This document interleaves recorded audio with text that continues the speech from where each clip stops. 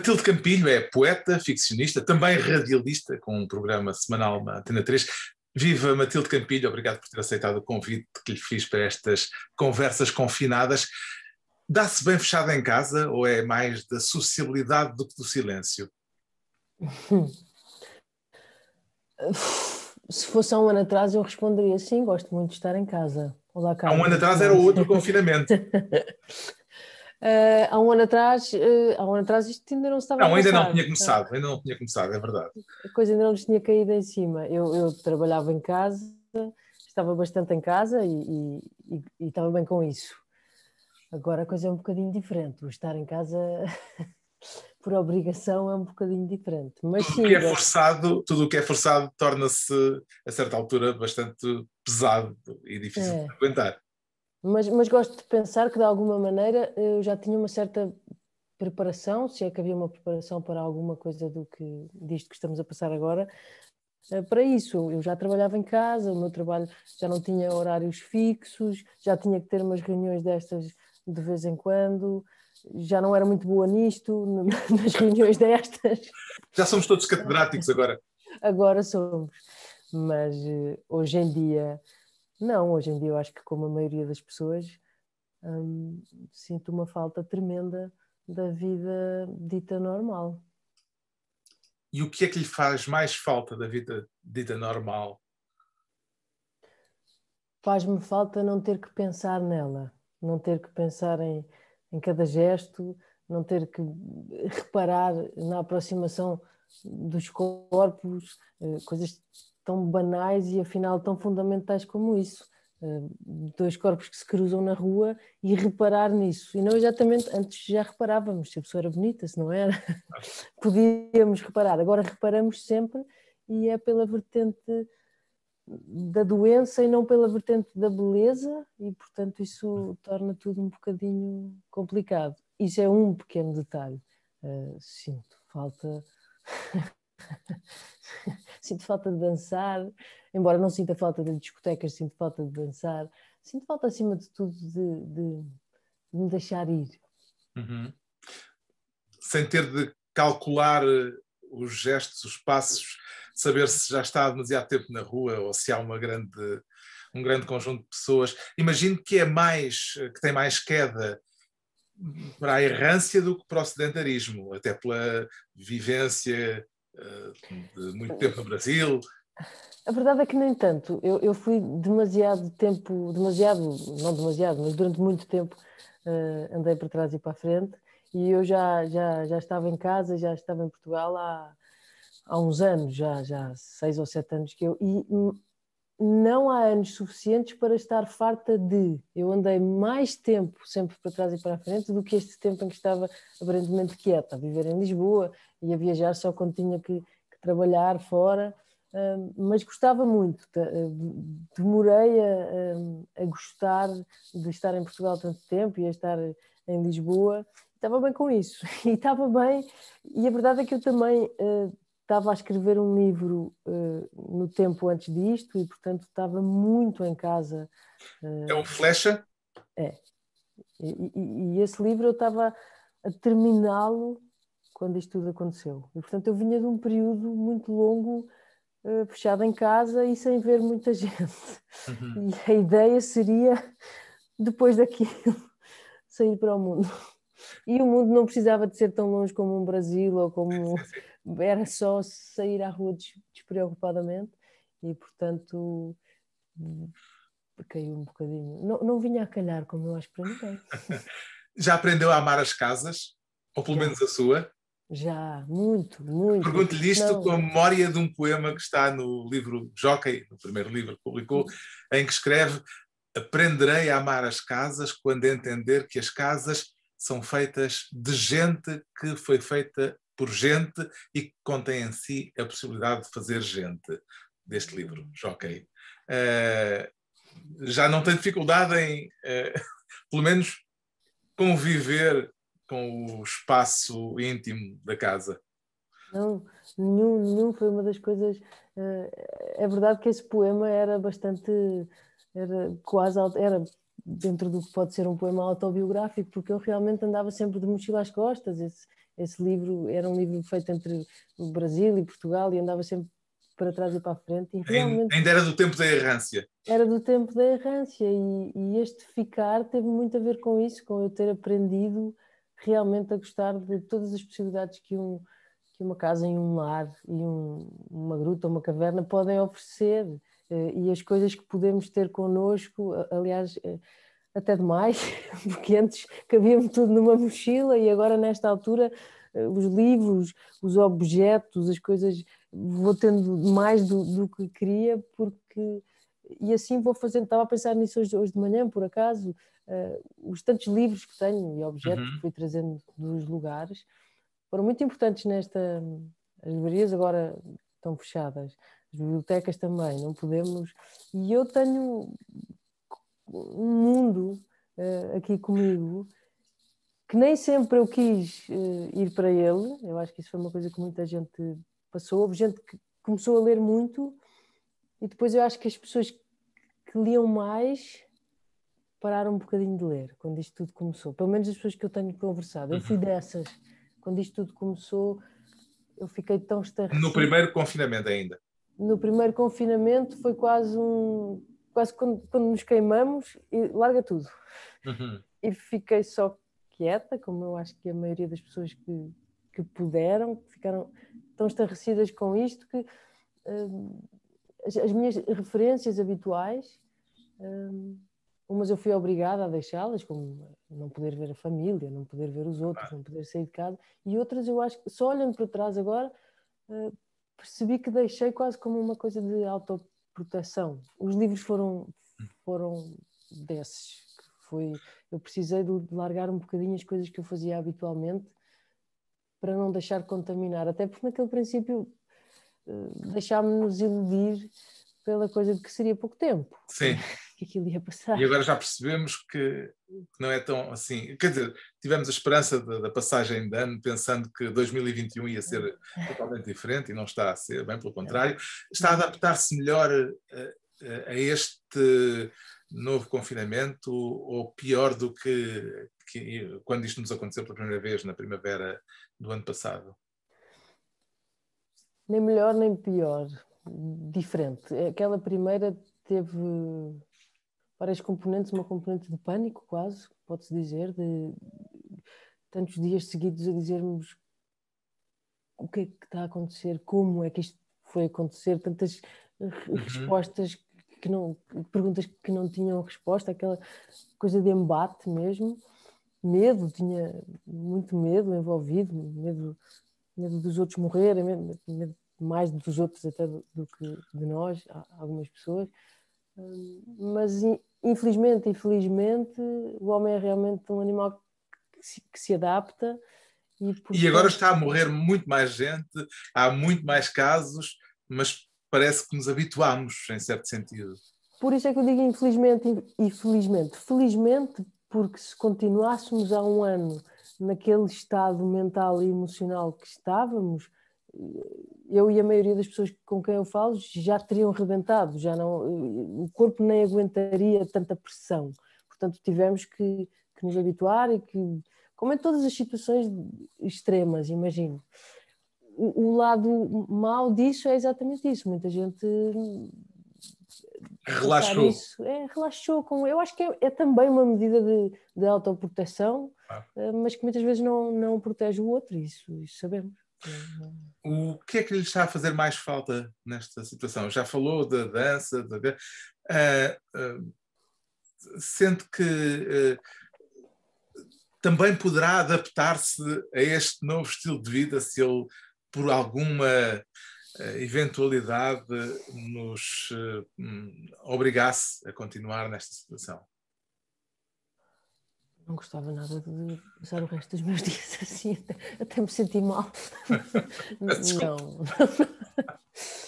Eu sinto muita falta, por exemplo, mais ainda até do que dançar, de receber amigos em casa. Eu tinha muitas vezes amigos em casa, de ficarmos sentados à mesa a conversar sem...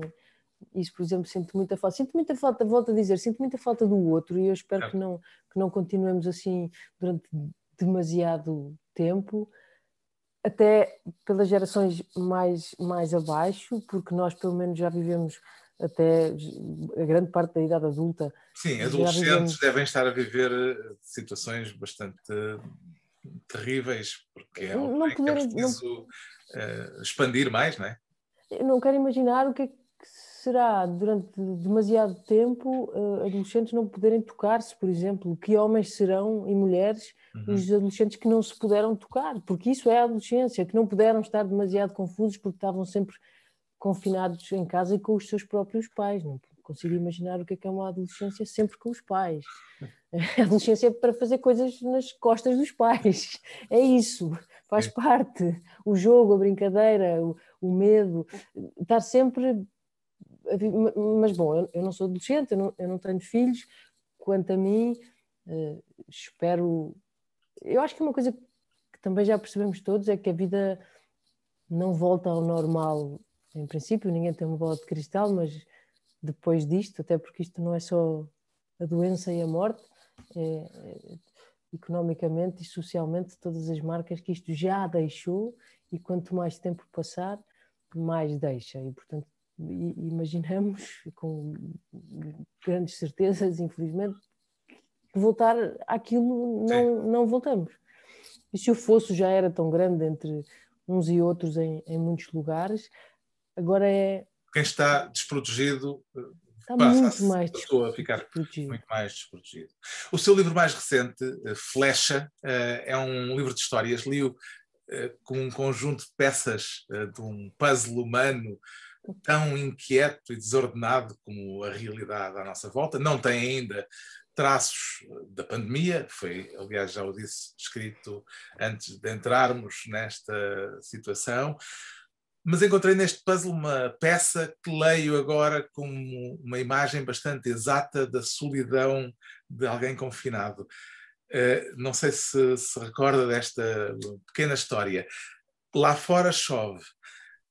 Dentro de casa, no escritório, uma mulher descasca uma tangerina. Espalha os gomos na mesa de forma circular e rotatória.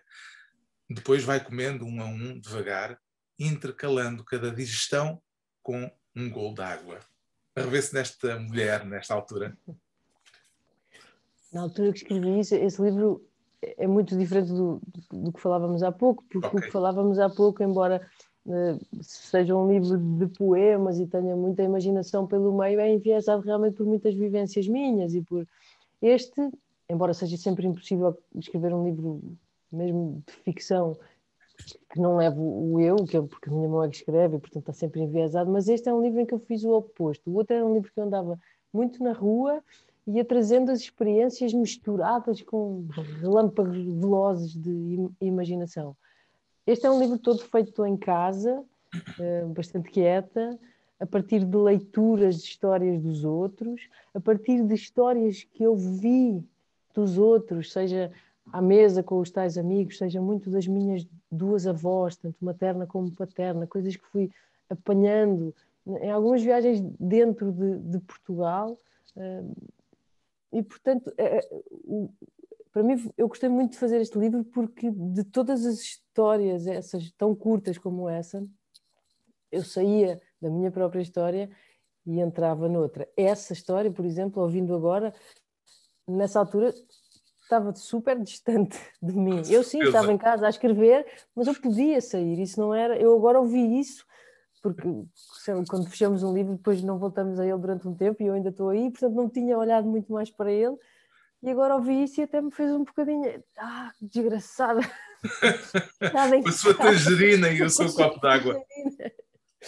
Mas não, foi muito feito de vivências alheias e de coisas que eu fui percebendo lá fora e não tanto da minha própria vida, mas mal sabia eu que isso me ia cair, essa tangerina me ia cair no colo e de todos nós.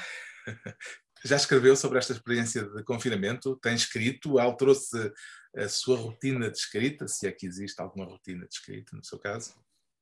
Existe, aconteceu o seguinte, como eu dizia há pouco, eu estava mesmo a acabar esse livro e, portanto, eu vinha de um tempo de escrever todos os dias e depois de rever todos os dias e estava muito a precisar de férias. Eu entreguei o livro e precisava, como precisamos sempre, de afastar-nos da escrita e às vezes até da leitura, de descansar de outras maneiras. Muitas vezes as pessoas dizem, eu quero relaxar, ler um livro. Às vezes para mim não é exatamente isso. Agora, ler o jornal, sim, ver televisão, e eu precisava disso. Então, durante um tempo, por essa razão e pela razão que falávamos há pouco, daquele estarrecido, larguei tudo. Depois, ao fim, não sei se de umas semanas, se de um mês, daquele primeiro confinamento, dei por mim sim a escrever, mas totalmente diferente daquilo. Aquilo não tinha uma regra como antes eu tinha de todos os dias, o tempo de leitura e o tempo de escrita. Fui perceber que era geralmente à noite, às vezes até já com um grão na asa, e textos muito longos, que agora olhando para eles, se for olhar, provavelmente não fazem sentido. É como se eu escrevi-os para começar a explicar as coisas a mim mesma, coisas que eu não estava a perceber. Ou então, e isto, se fosse assim, é quase querido, ou então, porque de alguma maneira lá no fundo achava que, como isto ia ser pouco tempo, talvez eu me fosse esquecer. Agora, já sei, por isso é que eu Doce digo que é ilusão. doce ilusão. Tão ilusão como vai ficar tudo bem. Mas precisámos dessas coisas durante um tempo. Não sei se foi por isso, se foi por uma coisa de fluxo de consciência, mesmo de precisar de libertar para algum lado, e cada um depois foi libertando, porque aquele primeiro momento em que nos afastámos das coisas habituais, ou pelo menos eu afastei-me, durou só um tempo, porque eventualmente tive que voltar a mim mesma e perceber, ok, esta é a minha vida agora, isto foi o que me calhou viver, isto foi o que calhou toda uma geração no mundo, já nem sequer é só no mundo viver, e essa coisa de que no princípio dizia-se muito, vamos ter uma história para contar, e agora assim, a quem? A quem? Só se for aqueles que vão nascer agora, e esses espera-se que já não tenham passado porque não se lembrem, mas a quem? Porque todos, e durante um tempo acho que sim. Vai ser muito difícil escrever. Imagino que haverá, e já há, aliás, livros a serem publicados sobre a pandemia, sobretudo ensaios, não é? Mas na ficção será talvez muito difícil, e no cinema partir para a criação artística a partir desta circunstância, porque ela é tão comum a toda a gente que é um facto social total, não é? E, portanto, será necessário gênio para não ser banal, porque tocar nisto leva quase inevitavelmente a uma dose de banalidade grande. E imagino que muita distância. Nenhum de nós nunca tinha passado por uma coisa destas. Todos temos momentos fundamentais na vida, momentos desses que vêm devagar e momentos que vêm como um raio para cima de nós. Todos já tínhamos esta experiência comum, e acho que posso dizer este trauma comum, esta ferida, mas que por enquanto ainda é uma ferida que ainda estamos a ver no que é que vai virar. Imagino que sim, que seja preciso para fazer alguma coisa criativa a partir disto, que não seja isso que diziam os ensaios, realmente já saíram muitos porque as pessoas estão exatamente a pensar dentro da coisa. Mas vai ser preciso um tempo para olhar, para conseguir deixar que outras... Porque eu acredito que para haver a tal criatividade é preciso deixar que outras experiências e outras criatividades, outras leituras... Distanciamento. Atravessem nisso, e portanto só o distanciamento, nós saindo e depois deixando que outras experiências, também elas criativas, com sorte, se atravessem nisso, então podemos fazer uma coisa diferente. Mas eu imagino que também vai existir uma certa resistência ao leitor, ao espectador, de ver isto à nossa frente outra vez. Não consigo imaginar, mas tudo bem, fica bem. Que bom, vou ler um livro sobre o tempo da pandemia, quando a pandemia já tiver passado, Nos esperamos nós. próximos tempos talvez não seja Não. uma boa hipótese. Alterou de algum modo as suas leituras em função do que estamos a viver? Ou anda a ler o que leria, em princípio, noutra circunstância qualquer? Não, eu tenho lido muito. Tenho demorado, a concentração voltou, mas não está como antes, continua sem estar como antes. Isso sabemos que não tem só a ver com a pandemia, tem a ver com o excesso de informação que já estava a acontecer, mas ao mesmo tempo que aconteceu este excesso quase doloroso, enjoativo de informação por todo o lado. Tudo é possível, tudo se pode ler, tudo se pode ouvir, e o cérebro não dá para tanto, e portanto a minha concentração está a vacilar. Tenho lido mais ensaios, coisas mais fragmentárias, e no que toca à ficção, contos, muitos contos, histórias que me entrem devagar e às vezes que me façam rir ou não, mas sentir qualquer coisa. Já consigo sentir qualquer coisa fora disto, mas não consigo talvez durante um dia inteiro ainda. E, portanto, eu acho que escrita fragmentária talvez seja a palavra, coisas pequenos e episódios.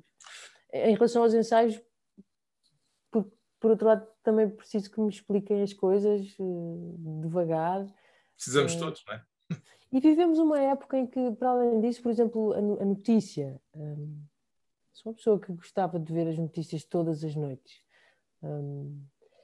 E agora não. É um E acho massacre, muito não é? perigoso isso que está a acontecer. Eu espero que de alguma maneira se mude um bocadinho a maneira de fazer notícia agora, porque é certo que temos que ser informados do que está a passar, é certo que as pessoas têm que estar atentas para não, lá está, para se, eu ia dizer comportarem, mas tenho muito medo dessa palavra, porque não quero ver ninguém debaixo de nenhum assaime, mas para fazerem as coisas bem para os outros. Mas esta coisa de uma hora inteira de doença e morte, doença e morte, doença e morte, deixa as pessoas ainda mais tristes, deixa as pessoas ainda mais em baixo e pior, cria uma crosta. Imunização. Imunização. E as pessoas Sim. ou dizem, eu não vejo, porque não quero, e então também perdem o acesso à informação, e isso não é bom em sociedade nenhuma. Ou já se torna quase banal. Banal, banal. Mas a verdade é que, certo, isto está a acontecer no mundo inteiro, mas não é possível que não esteja a acontecer mais nada. E por isso faz muita confusão como é que as notícias em todos os canais portugueses só dão isto. Isto de futebol, no fim, eu não quero ser chata, mas eu até gosto do jogo de futebol. O futebol sobrevive sempre, não é? Não, sobrevive sempre. Quem não gosta de futebol e quem não quer, parece que não há nada, não aconteceu nada. Quer deixar-nos para a despedida uma ou duas sugestões de leitura? Não há livrarias abertas, mas há muitas livrarias online a que se pode recorrer. Já agora manda ver livros pela internet? Ou... Não, porque eu tenho muito medo, acho isso um caminho sem volta para uma pessoa como eu, que tem muita tentação constante de comprar livros e, portanto, eu agora, a não ser que isto vá durar durante mais tempo ainda do que nem imaginamos, eu tento não entrar nas livrarias online, até faço por não saber como é que se faz. Não fomentar a adição, para o vício não se instalar de forma irremediável.